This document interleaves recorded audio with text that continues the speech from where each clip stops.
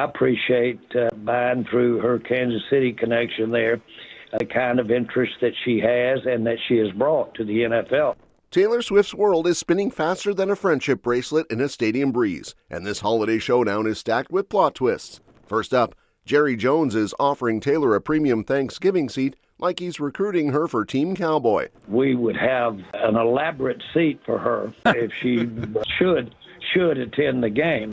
And then, Travis Kelce sweeps into Dallas solo, rocking runway energy while everyone wonders why Taylor didn't hop off that jet beside him.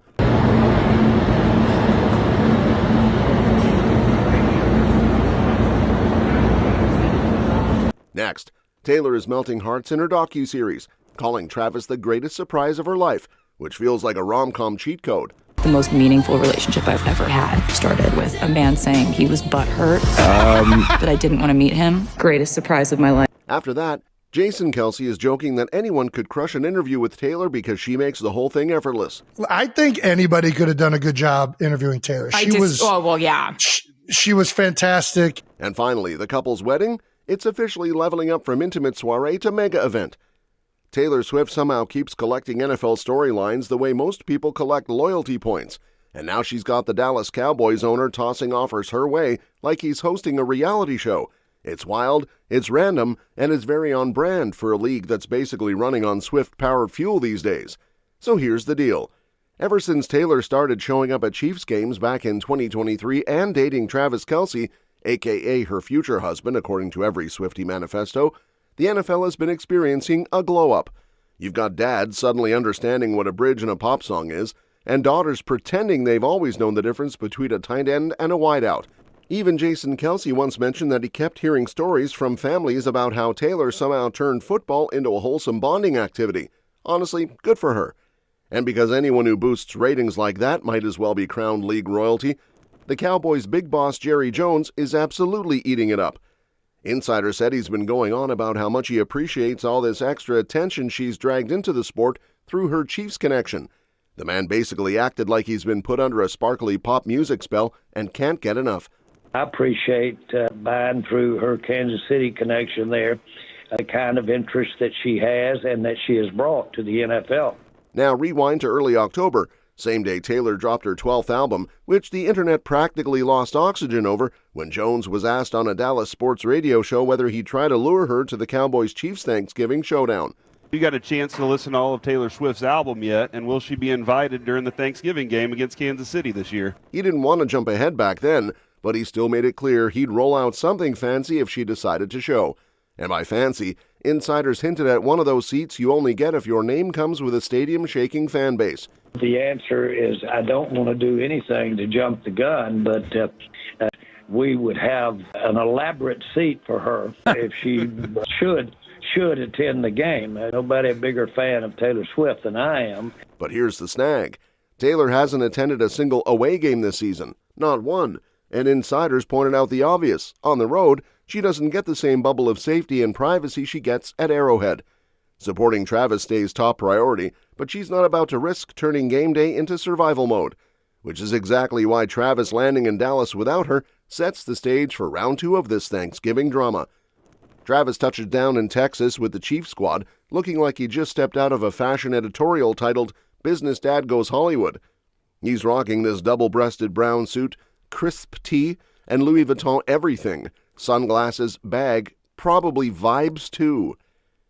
The man is gliding off that plane like he already knows the cameras are waiting, and honestly, he's not wrong.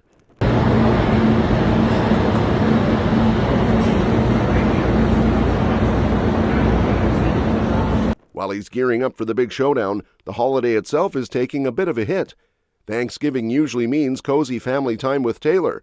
Last year they spent it at her Nashville place with both families bonding like a crossover episode nobody asked for, but everyone watched. This year, not happening. Taylor's staying put, and insiders say she hasn't braved a Chiefs road game since that playoff win in Baltimore back in early 2024. The only exception since then was the Super Bowl, which obviously doesn't count because that's basically the Met Gala of sports. So Travis is rolling into Dallas fully focused on business. The Chiefs are sitting at 6-5 after barely clawing past the Colts in overtime, and with the postseason looming, this matchup is basically labeled must-win in giant red font. He snagged a touchdown in that last game, and Taylor watched from a VIP suite where fans snapped a photo that instantly went mega viral because of course it did.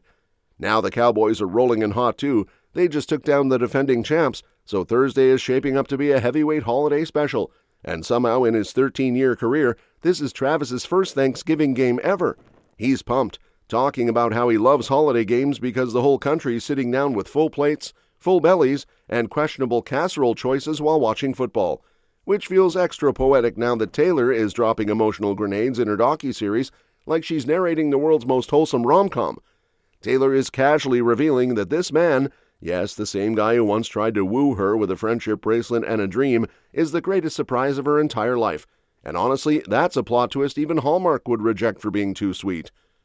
In the new clip from her upcoming End of an Era docuseries, Taylor is in full reflective mode, giving fans the most detailed peek yet into how all this chaos, football, bracelets, and butt-hurt energy turned into the relationship she now calls the most meaningful she's ever had. The most meaningful relationship I've ever had started with a man saying he was butthurt, that I didn't want to meet him. Greatest surprise of my life. She laughs as she brings up the moment Travis publicly admitted on his podcast that he was disappointed she didn't meet him backstage during the Eras Tour, because nothing says romantic origin story like a grown man dramatically confessing he felt emotionally bruised over a missed handshake.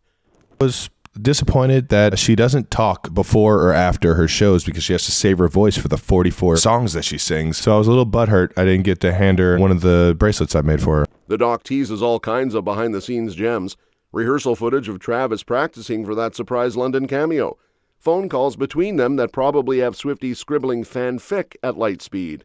We basically the same job. You got teammates, I got teammates. You've got Coach Reed, I've got my mom. And clips of Taylor watching Chiefs games backstage like a proud sideline strategist. There's even a shot of Travis waiting under the stage just to kiss her after a show, which feels ripped straight out of a YA novel with a football subplot. She rewinds the clock to the days when she didn't know what a first down was, had no clue what the chains were, and openly admitted she didn't understand what a tight end was, which in hindsight is hilarious. Travis apparently loved that she dove headfirst into the sport anyway, turning into the kind of fan who screams draft picks through the house like she's auditioning for NFL commentary. They also touch on their quieter moments, traveling between tour breaks, baking sourdough, living like two people who accidentally stumbled into domestic bliss. Taylor says he's a human exclamation point, and he calls himself the luckiest guy alive. And speaking of emotional grenades, Jason Kelce is casually proving that chaos, romance, and football aren't the only things he and his brother know how to handle. Apparently he's adding Swift interviewer extraordinaire to the resume like it's no big deal. The man is still laughing about that record-breaking podcast episode, acting like he didn't just host the most watched sit-down since the moon landing. He's on New Heights chatting with Aaron Andrews and Charissa Thompson, and they're hyping him up like he just won an Emmy, while he's insisting anyone with a pulse could have done the same if Taylor were on the other end of the mic. When you guys had Taylor on, Carissa and I were both saying after that, you nailed that. Crushed. You freaking crushed that. I think anybody could have done a good job interviewing Taylor.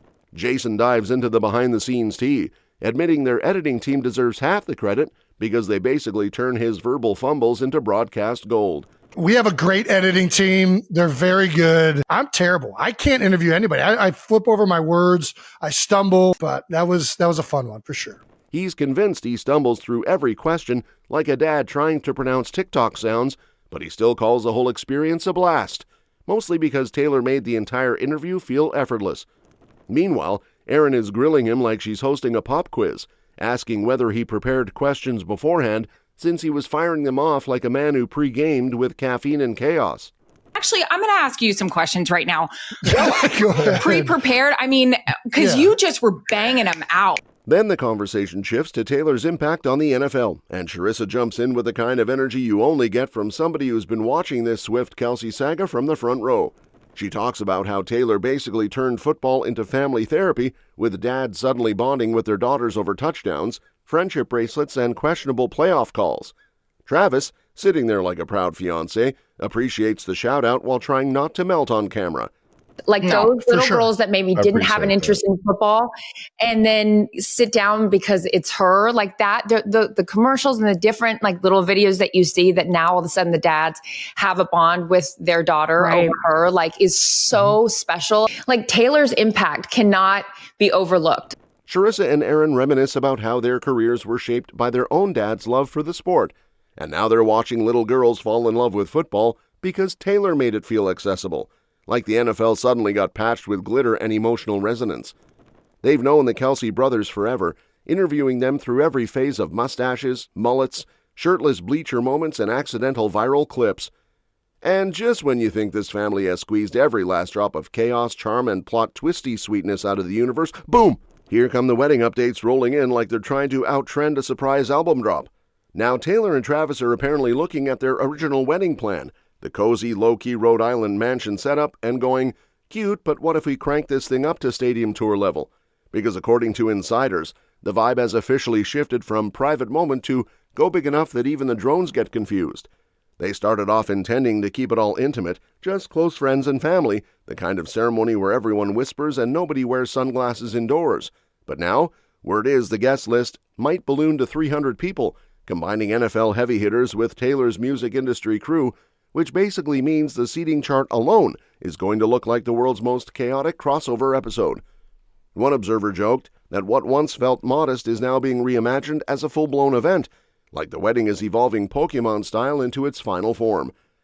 Rhode Island is still very much in the mix, especially her iconic holiday house, but they're suddenly keeping their options wide open. People are whispering about an upscale Tennessee resort. Others are insisting a second celebration might happen on a private island, because once you host one wedding, why not host another where the dress code is don't fall off the yacht? Necker Island seems to be getting tossed around a lot, but so are other Caribbean spots, mostly because logistics are, well, logistics. But with all these big possibilities comes a very real security headache. The team is tightening things up considerably now that the wedding is shaping up to be a high-profile dream buffet for anyone with bad intentions.